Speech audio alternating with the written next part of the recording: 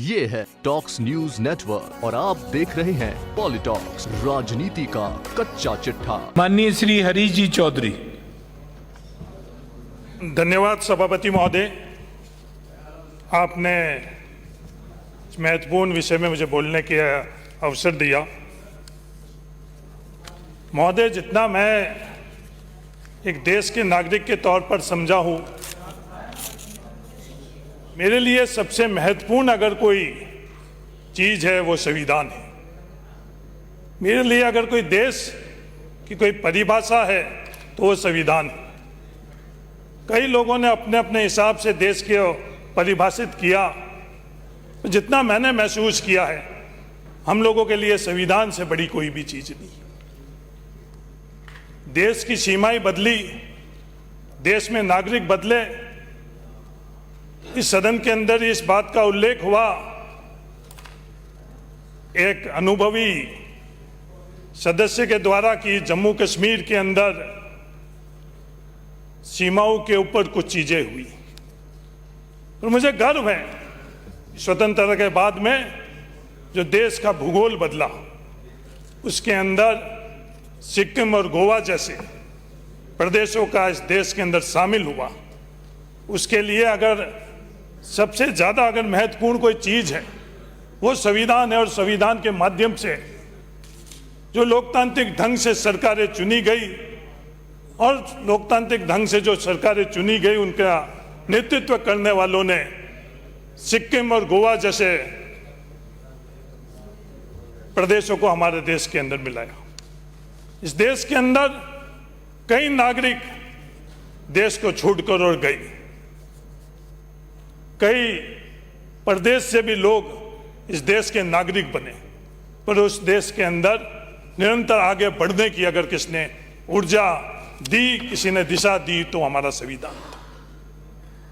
इस संविधान के अंदर हमको बहुत अधिकार मिले हैं, पर इस अधिकारों को हम लोग कितना उपयोग कर रहे हैं, इस अधिकारों के हम कितना खेल खेल रहे हैं, आज हम सब लोगों को इसके बारे में हम लोगों को सोचने की आवश्यकता है।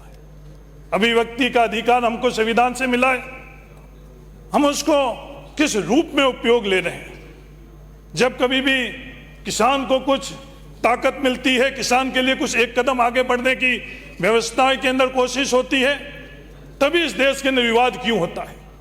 तो मजबूत लोग हैं, पूंजीपति लोग हैं, जो स्थापित लोग हैं, उस वर्ग को कुछ अतिरिक्त मिलता है। जब कभी हमको इस स्वतंत्रता की अभिव्यक्ति के तौर के ऊपर हम लोगों को जो अधिकार मिला हुआ है, वो आवाज हमारी क्यों दब जाती है। इस प्रदेश के अंदर कई फैसले हुए, कई फैसले सही भी हुए और कई फैसलों के अंदर कमी भी रही होगी। हेमाराम जी चौधरी साहब ने जो बताया, जैसे कई फैसले और होने भी बाकी है। इसलिए ये लोकतंत्र के अंदर ये व्यवस्था है। किसानों को जब कभी भी ताकत मिली, आज मैं यहाँ इस सदन के अंदर खड़ा हूं, उसका एकमात्र अगर कोई कारण और वजह है, वो उस देश का संविधान है। देश के संविधान ने ऐसे प्रावधान किए जिससे हम लोगों को, हम मजदूर हुआ करते थे, हमको टेनेंसी एक्ट, भूमि अधिकार का बिल जो लेकर आई थे उस समय की तत्कालीन सरकार, उसने हमारे लाखों मजदूरों को किसान बना दिया। उस वक्त भी उसका विरोध करने वालों ने अभिव्यक्ति की स्वतंत्रता के माध्यम से बहुत विरोध किया। वो स्थापित लोग थे, वो ताकतवर लोग थे, लोकसभा के अंदर भी विरोध किया, विधानसभा के अंदर भी विरोध किया। पर हम लोगों के उस समय फैसले करने वाले लोग, विधानसभा और लोकसभा के अंदर जो सम्मानित सदस्य थे, उन्होंने कभी भी टोका नहीं, कभी भी रोका भी नहीं। हमारा विचार रखने का स्वतंत्रता है, हर किसी के विचार को हमको सुनने के भी हम लोगों को कर्तव्य है। अगर हम सहमत नहीं हैं तो हम फटाक से उस चीज के लिए खड़े होकर अपने आप को किसी और के विचार के लिए बाधक बनकर, क्या हम संविधान की उस मूल भावना को हम लोग मान रहे हैं या नहीं मान रहे हैं, मैं सदन से निवेदन करना चाहता हूं। इसके बारे में आप सोचो। ये विचारधारा बदलती रहेगी। कई लोग आज हम लोगों के सामने एक विचारधारा को बड़े मजबूती से एक राजनीतिक पार्टी के अंदर अपने आप के लिए जगह रखने के लिए बड़ी मजबूती से पैरोकार कर रहे हैं। वो एक वक्त था उन लोगों का जब उस विचारधारा से बिल्कुल विपरीत के अंदर वो मजबूती से उस विचारधारा का विरोध करते थे। पर इस संविधान के अंदर अपने पास प्रावधान है कि कोई भी अपनी विचारधारा रख सकता है, कोई भी अपनी विचारधारा बदल सकता है। मैं नाम नहीं लेना चाहता हूं। जब संविधान ने हम लोगों को ये व्यवस्था दी है, ये हम लोगों को अधिकार दिया है, तो सबके पास ये स्वतंत्रता है। हम लोग कोट करते हैं, कोट करना कम, हम मिसकोट ज्यादा करते हैं। अगर पूरी तरह से हम किसी की विचारधारा को अगर एक बात हम लोग किसी और के ऊपर कीचड़ उठाने के लिए, बाबा साहब भीमराव अंबेडकर जी ने इस देश को बहुत कुछ दिया, हम लोगों को दुनिया का सर्वश्रेष्ठ अगर संविधान कोई भी अगर कहे तो भारत का संविधान है। बाबा साहब भीमराव अंबेडकर जी के नाम पर हम लोग कुछ ऐसे कोट करें।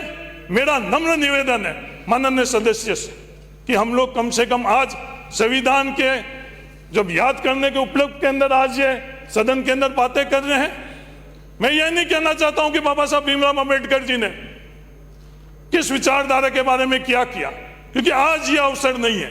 किसी और दिन अगर बाबा साहब भीमराव अंबेडकर जी के किस विचारधारा के बारे में उनकी राय क्या थी, क्या चीज बोली, वो मैं कोट अनकोट दोनों कर लूंगा। पर आज का दिन हम लोगों के लिए सही नहीं है। मैं नम्र निवेदन करना चाहता हूं कि ऐसी बातें हम लोगों को नहीं करना चाहिए। ये संविधान के अंदर अगर सबसे तो संविधान मात्र एक दस्तावेज नहीं है, संविधान सक्रिय संस्थाओं का एक सजीव संग्रह है। आज संस्थाओं के साथ क्या हो रहा है, हम लोगों को लगता है कि नहीं ये सब चीजें स्थायी है, यह स्थायी नहीं है। ये कई बार कई लोगों को गलतफहमी हुई है, उनमें चाहे हम लोग भी क्यों नहीं हुए। ये लोकतंत्र, लोकतंत्र के अंदर ही स्थायी किसी चीज के लिए अगर किसी को ताकत है लोकतंत्र के अंदर, वो जनता के पास है। आज हम लोगों के संस्थाओं के साथ क्या चीज हो रही है, आज हम गंभीरता से इसके बारे में सोचें। आज जो संवैधानिक संस्थाएं हैं, आज सीएजी के अंदर, सीएजी का संवैधानिक संस्था के अंदर क्या मैंडेट था कि वो सिर्फ अकाउंट्स के बारे के अंदर जो विश्लेषण कर और देश के सामने रखे। ऐसी संवैधानिक संस्थाएं जिन्होंने सिर्फ अकाउंटिंग विश्लेषण नहीं रखकर और वो संवैधानिक संस्थाएं किसी और मकसद से देश के सामने कुछ चीज आकलन कर रखे, वो अलग बात है कि न्यायपालिका ने अलोकेशन और ऑक्शन का जो फासला था, जिसको वो संवैधानिक संस्था के अंदर बैठकर किसी और भ्रम और भ्रांति के कारण करप्शन कह रहे थे, वो न्यायपालिका ने अपने आप ही ऑक्शन और अलोकेशन के बीच के अंदर चीजें थी। क्या ये उन संवैधानिक संस्था के माध्यम से जो कोई भी व्यक्ति बैठकर कर रहा है? आज इलेक्शन कमीशन हमारे लिए स्वतंत्र होना चाहिए। लोकतंत्र के अंदर सबसे अगर महत्वपूर्ण कोई चीज है वो इलेक्शन कमीशन है। इलेक्शन कमीशन को किसी भी दबाव के मार्फत से अगर कोई गलत फैसले कराने की परंपरा अगर शुरू होगी तो उस आग के अंदर कौन कौन उस आग के लपेट के अंदर आएंगे। मेरा नम्र निवेदन है आज इस सदन के माध्यम से कि हम लोगों को इन संस्थाओं के बारे में गंभीरता से सोचना चाहिए और भविष्य के अंदर ये संस्थाएं मजबूत कैसे हो सके। आज लेटरल एंट्री के बारे में बात हो रही है। आज लेटरल एंट्री से इस देश के अंदर व्यवस्था के अंदर क्या चीज होगी? हर कोई ये चाहता है कि मुझे जो कोई भी स्थान मिला हुआ है उसे अतिरिक्त स्थान मिले। एक वर्ग ये चाहता है आज देश के अंदर कि मुझे एब्सोल्यूट स्पेस मिले, जो मैं सोच रहा हूं उस करने के लिए पूरा का पूरा अधिकार मेरे को मिले। उसके कारण आज जो तीसरा पिलर हम लोग कहते हैं उसके अंदर ये दखलंदाजी करने लेटरल एंट्री से सिर्फ ये व्यवस्था के अंदर वो ईंट एक हट रही है, ये हम लोग देख रहे हैं। वो एक ईंट नहीं हट रही है, उसके पीछे मकसद क्या है?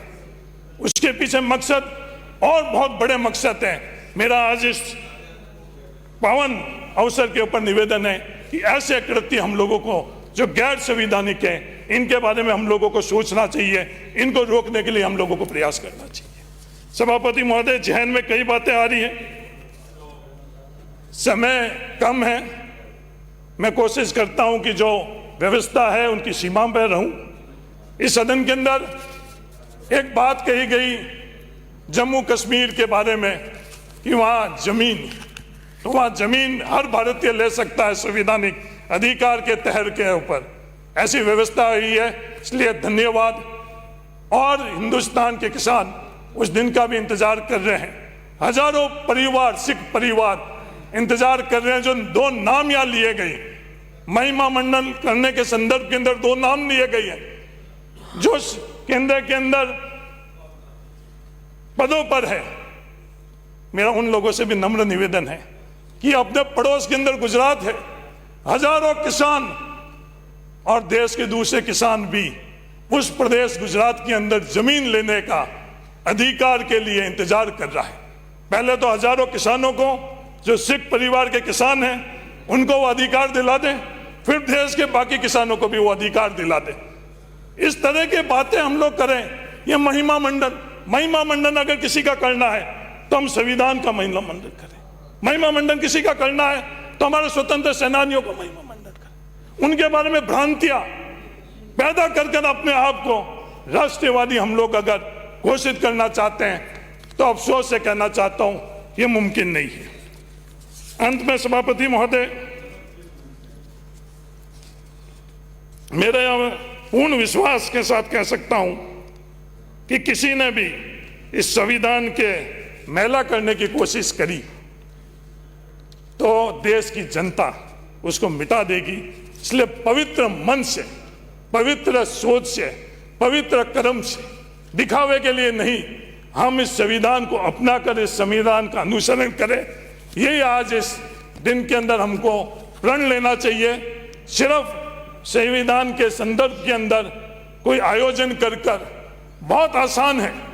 मेरे को पिछले दिनों में पाली में गया, एक साधु संत ने मुझे सलाह दी कि गायों का पूजन बहुत आसान है।